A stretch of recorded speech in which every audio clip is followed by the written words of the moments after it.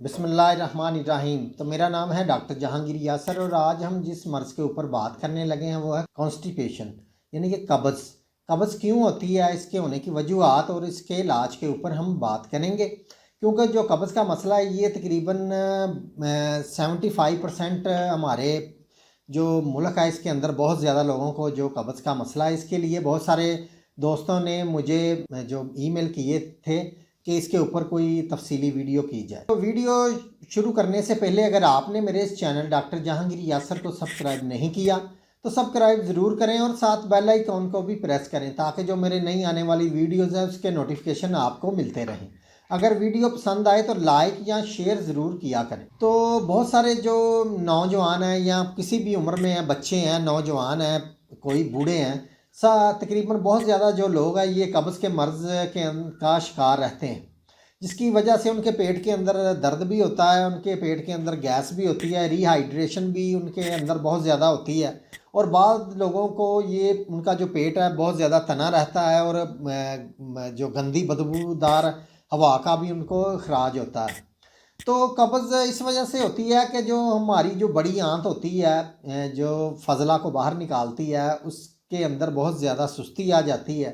उसके अंदर जो बोवल्स सिस्टम होता है उसमें मूवमेंट रुक जाती है, जिसकी वजह से जो स्टूल है ये अच्छी तरह से पास नहीं होता और जो इसके अंदर वो जमा रहता है तो उसके अंदर जो पानी होता है वो बॉडी अपने अंदर जज़ब कर लेती है, जिसकी वजह से जो स्टूल होता है वो बहुत ज़्यादा खुश्क हो जाता है और ब्लैक हो जाता है, जिसकी वजह से कब्ज़ जिस्म के अंदर पैदा होती है।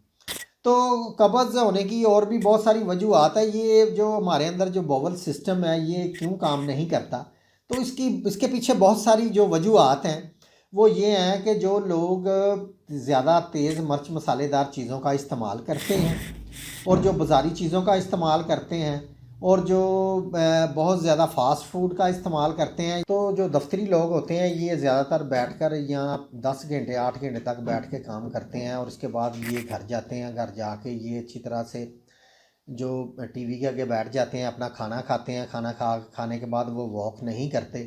तो ऐसे लोगों के अंदर भी ये जो कब्ज़ियत का मसला ये हो सकता है। यहाँ जो लोग डिप्रेशन का ज़्यादा शिकार होते हैं या एंजाइटी, जिनको एंजाइटी का मसला होता है, उन लोगों के अंदर भी ये कब्ज़ियत का मसला हो सकता है। तो इसके अलावा जो लोग मुनासिब वर्जिश नहीं करते या वॉक वगैरह नहीं करते या जो शुगर के पेशेंट होते हैं, ऐसे लोगों के अंदर भी ये कब्ज़ का मसला हो सकता है।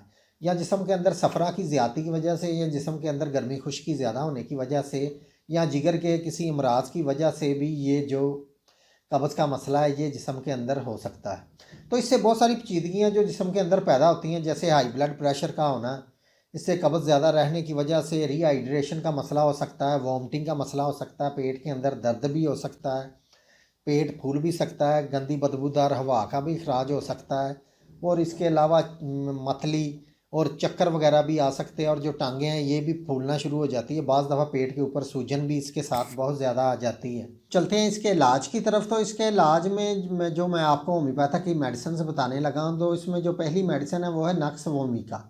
नक्स वोमिका 30 पोटेंसी के अंदर आपने लेनी है। तो इसके आपने 3-3 कतरे आधा घूंट पानी के अंदर डाल के दिन में आपने इसको 3 दफ़ा इस्तेमाल करना है। ये जो मिर्च मसालेदार चीज़ें ज़्यादा लोग इस्तेमाल करते हैं या ज़्यादा बैठने का उनका काम है, दफ्तरी लोग हैं या ऑफिस वगैरह में उनको या कंप्यूटर के ऊपर जो लोग बैठ के ज़्यादा काम करते हैं या जो लोग बाज़ारी चीज़ों का ज़्यादा इस्तेमाल करते हैं, बादी चीज़ों का ज़्यादा इस्तेमाल करते हैं, गोश्त आइटम का ज़्यादा इस्तेमाल करते हैं और जो बर्गर शवारमे और ऐसी चीज़ों का ज़्यादा इस्तेमाल करते हैं, ऐसे लोगों की जो कॉन्स्टिपेशन का मसला है उनके लिए ये बहुत ही अच्छी मेडिसिन है। तो इसमें जो दूसरी मेडिसिन है वो है ब्रायोनिया। ब्रायोनिया 200 पोटेंसी के अंदर आपने लेनी है। तो इसको आपने इसके जो 3 कतरे आधा घूंट पानी के अंदर डाल के आपने दिन में इसको 1 दफ़ा इस्तेमाल कर लिया है। उसके बाद आपने तकरीबन 3 दिन के वक्फे के बाद आपने इसकी दूसरी खुराक लेनी है, यानी कि 1 वीक के अंदर आपने इसकी 2 खुराकें लेनी हैं। तो इसमें कुछ एहतियाती तदाबीर भी आपने करनी है। वो आपने ये करनी है कि मेडिसिन जितना अरसा आपने इस्तेमाल करनी है तो उसमें आपने जो गर्म मसालेदार चीज़ों का इस्तेमाल बिल्कुल कम करना है और जो लोग शराब नोशी या फ़्यून का इस्तेमाल करते हैं तो उसकी आदत को बिल्कुल तर्क करें। इसके साथ आपने सलाद का ज़्यादा इस्तेमाल करना है और जो नरम चीज़ें हैं इसका इस्तेमाल ज़्यादा करें। पानी आपने ज़्यादा पीना है, सुबह उठ के निहार मुँह आपने 2 से 3 गिलास पानी के लाजमी पीने हैं। तो इसमें जो सलाद का इस्तेमाल करें, खीरे का इस्तेमाल करें और जिन खुराक के अंदर फाइबर ज़्यादा होती है तो ककड़ी का इस्तेमाल करें, तो इंशाल्लाह ताला आपके अंदर जो कॉन्स्टिपेशन का मसला है इससे बिल्कुल ठीक हो जाए।